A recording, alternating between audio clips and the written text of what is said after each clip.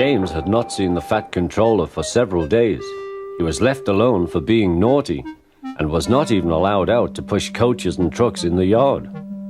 Oh dear, he thought, I shall have to stay in the shed for always, and no one will see my red coat again.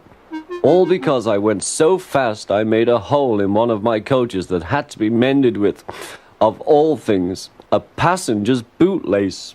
At last the Fat Controller arrived. I see you are sorry, James, he said. I hope now that you will be a better engine. You have given me a lot of trouble. People are laughing at my railway, and I don't like that at all. I'm very sorry, sir, said James. I will try hard to behave. That's a good engine, said the Fat Controller.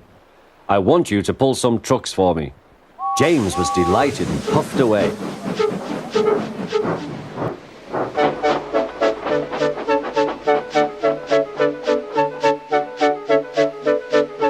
Here are your trucks, James, said Thomas. Have you got some bootlaces ready? And he ran off, laughing. Oh, said the trucks. We want a proper engine, not a red monster. James took no notice and started as soon as the guard was ready. Come along, he puffed. We won't, screamed the trucks. But James didn't care, and he pulled the screeching trucks sternly out of the station.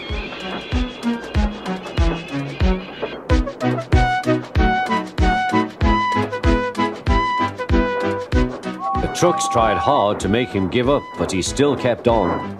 Sometimes their brakes would slip on, and sometimes their axles would run hot, and each time the trouble had to be put right. And each time James would start again, determined not to let them beat him. Give up, you can't pull us, you can't, called the trucks. I can and I will, puffed James, and slowly but surely he pulled them along the line. At last they saw Gordon's Hill. Look out for trouble, James, warned his driver.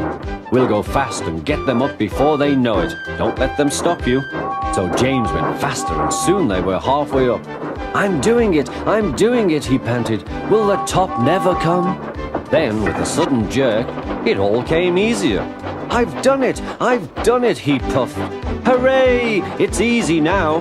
But his driver shut off steam. They've done it again. We've left our tail behind. Look. The last trucks were running backwards down the hill. The coupling had snapped. But the guard stopped the trucks and got out to warn approaching engines. That's why it was easy, said James, as he backed the other trucks carefully down.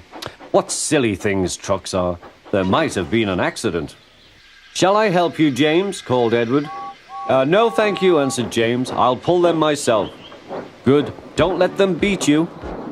You're doing well, whistled Edward, as James slowly struggled up the hill. I can do it, he puffed. He pulled and puffed as hard as he could. I've done it, he panted.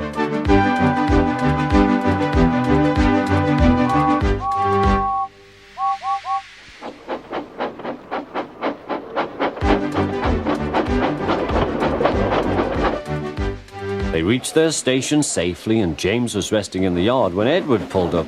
Peep, peep, he whistled. Then James saw the Fat Controller. Oh dear, what will he say, he asked himself. But the Fat Controller was smiling. I was in Edward's train, and I saw everything, he said. You've made the most troublesome trucks on the line behave.